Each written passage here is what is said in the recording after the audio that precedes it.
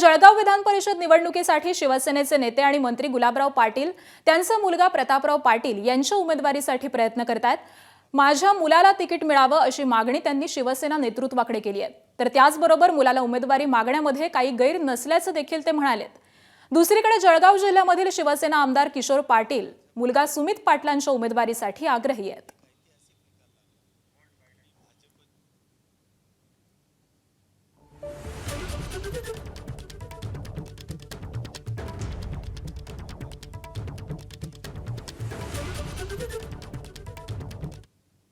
मागणी करणं हा कार्यकर्त्याचा हक्क असतो किंवा पक्षाचे लोक मागणी करत असतात, पण शेवटी निर्णय झाल्यानंतर सगळ्यांना तो निर्णय मान्य करायचा असतो। आपण म्हणत असाल की जळगाव जिल्ह्यामध्ये आम्ही मागणी केली, प्रतापने मागणी केली आहे किंवा किशोरप्पाच्या मुलांनी केलं, आणखी कोणी तिसराही मागणी करेल। मागणी करणं काही पाप नाही आहे। मला वाटतं की त्यांनी मागणी करणं हा त्यांचा हक्क आहे।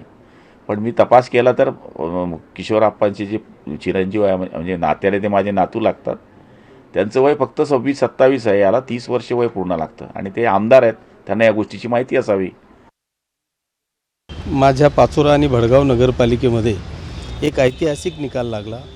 मी भाजपच्या विरोधात शिवसेनेने तिथे इलेक्शन लढलेलं आहे आणि एक ऐतिहासिक विजय तिथे मला प्राप्त झाला। दोघही नगरपालिकांमध्ये शिवसेनेचे नगराध्यक्ष प्रचंड मताधिक्याने निवडून आले, नगरसेवक तेवढ्या मताधिक्याने निवडून आले। त्याच्यामुळे निश्चितपणे साहजिकच खालच्या कार्यकर्त्यांना किंवा शिवसैनिकांना वाटतं की माझा चिरंजीव सुमित याला पण विधान परिषदेची उमेदवारी मिळावी। एबीपी माझा, उघडा डोळे बघा नीट।